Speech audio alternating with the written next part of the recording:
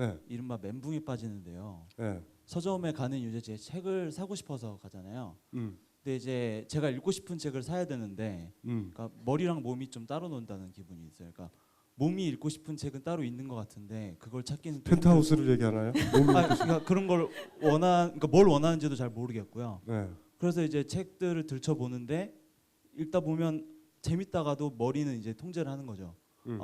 이런 책은 내가 좋아하는 책 아닌데라든지, 읽으면 안 될 것 같은데, 그러고 이제 그러면 또 이제 네. 머리가 좋아하는 책을 따라가면 네. 재미가 없는 거예요. 그럼 또 덮고, 그래서 이제 계속 돌아다니다 그냥 사지도 못하고 나오고 사온 책도 얼마 못 읽고 그런 고민이. 당연하죠. 그러니까 제가 제가 좋아하는 책도 잘 못 찾고. 몸이 가는 대로 하세요. 그러니까 서점에 책을 사러 가잖아요. 어떤 책을 사야 되죠. 토익 책이든 뭐든 간에 있죠. 그리고 사러 가요. 근데 그걸 사시면 안 돼요. 그걸 사실 거면 인터넷 서점에 주문을 하셨어야 됐어요. 서점에 갈 때는 내가 처음 의도와 다른 일이 벌어져요. 갑자기 이 정도 돼야지 서점에서 진짜 책을 구하신 거예요. 갑자기 가가지고 현금 인출기에서 돈을 빼야 돼요. 이러면 그날은 진짜 책을 하나 고른 거거든요. 몸 가는 대로 제가 하라고 그랬잖아요. 그리고 지금은 왜 헷갈리냐면 처음에 걷기 시작한 아이를 백화점에 데리고 오면 애가 맛이 가죠. 이건 뭐예요? 백화점을 대신 100번만 가면 애가 쿨하게 엄마한테 그래요. 엄마 저긴 프라다네?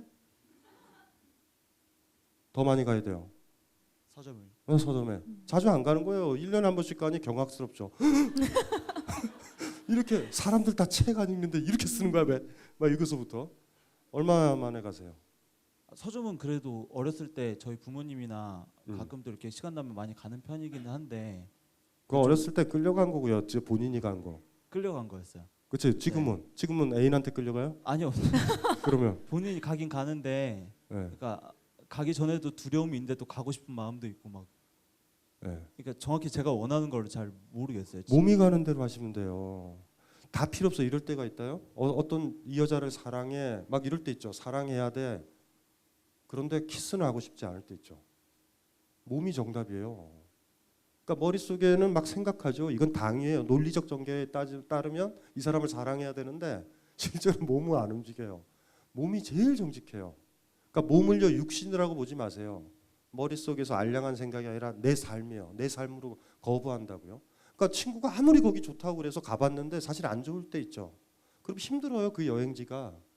그런 것처럼 본인은요. 저 머릿속에 원래 구하려는 책 그런 거 생각하지 말고 흘러가세요. 이렇게. 아무도 뭐라고 안 그래요. 뭐 교보문고 직원이 뭐라고 그러던가요? 당신은 왜 지금 6시간째 이렇게 돌아다니고 있냐. 그러지 않아요. 그러니까 편안하게 흘러가셔서요. 원하는 책을 이렇게 구해 오시고요.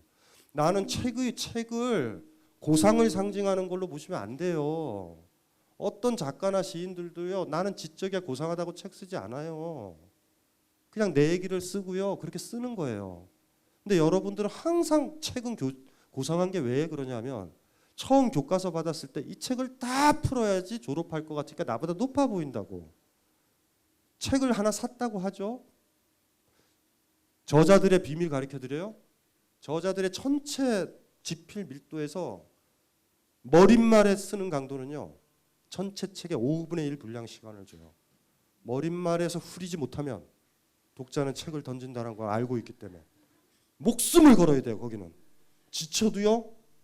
타우린서부터 오만 드링크제를 먹어서 각성을 하고 써야 돼요. 그거 줘보세요. 제가 제일 좋은 문장은 머릿말밖에 없어요. 근데 요 이미지가 좋잖아요. 뒤쪽에서 글을 잘 못 써도 그냥 넘어가요. 그런 거 있잖아요. 처음에 잘해주면 좀 못해주면 바쁜가 보지 이러지만 처음에 못해줬다가 나중에 잘해주면 심심한가 보네 라는 느낌이 드니까 요거 마지막에 이렇게 돼 있어요. 감정이란 얼마나 소중한 것입니까? 감정이 없다면 삶의 희열도 삶의 추억도 그리고 삶의 설렘도 없을 테니까요.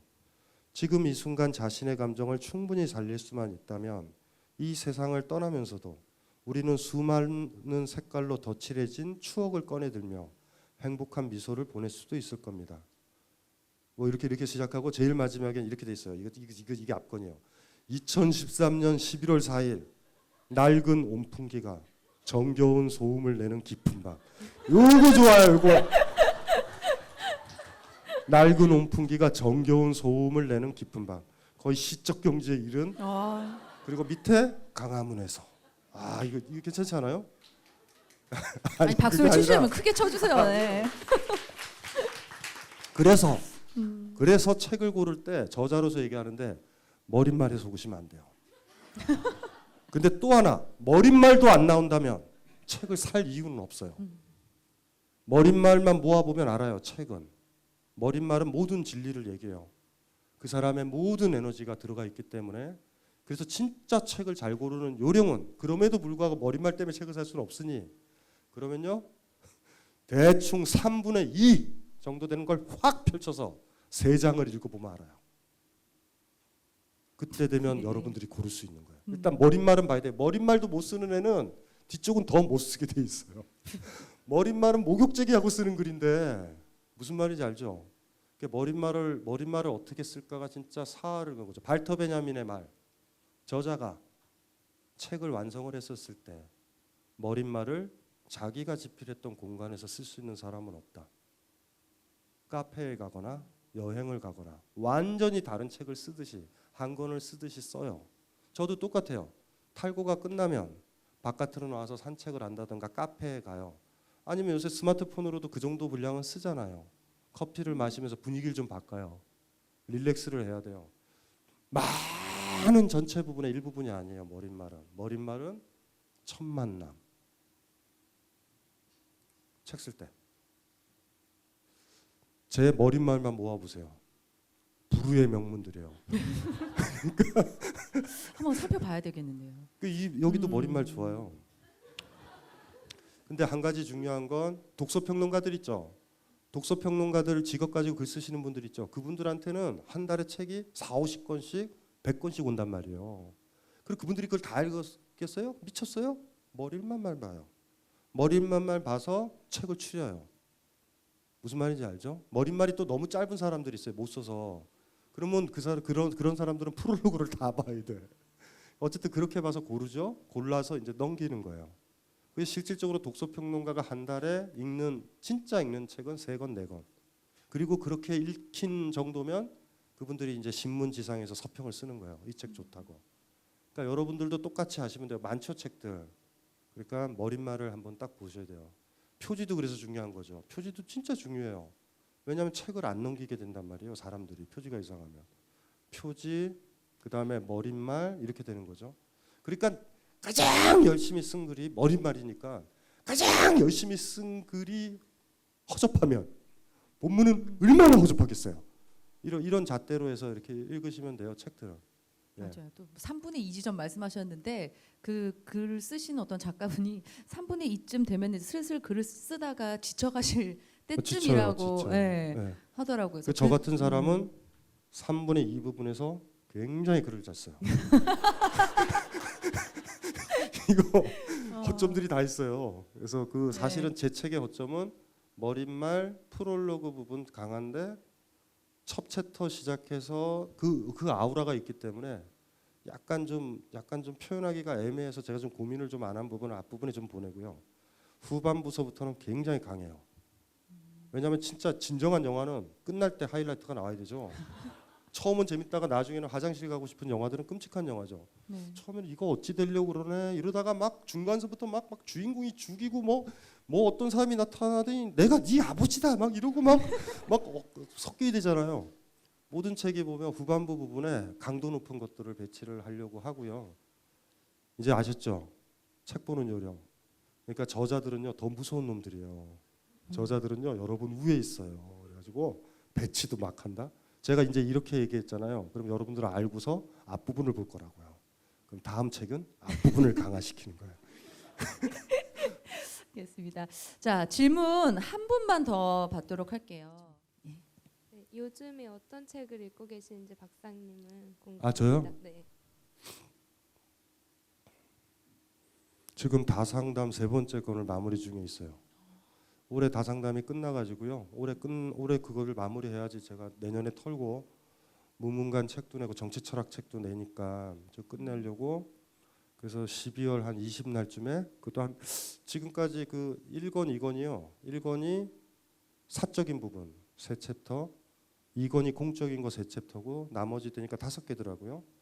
그러니까 그 5개를 한꺼번에 묶으니까 한 500여 페이지 나올 것 같아요. 그걸 지금 감정서 끝나자마자 지금 그거 지금 마이크 들어서 이렇게 신나게 떠들고 있죠. 굉장히 몸 상태가 지금 안 좋아요. 그러니까 지리산을 종주했더니 그 다음에 설악산 종주하자고 해가지고 지금 올라가고 있는 느낌. 아, 그래가지고 지금 어쨌든 지간에 연말까지는 어쨌든 12월 초까지는 그 다상담 마지막 3번째 책 그거를 좀 마무리를 지금 하는 걸로 있고요.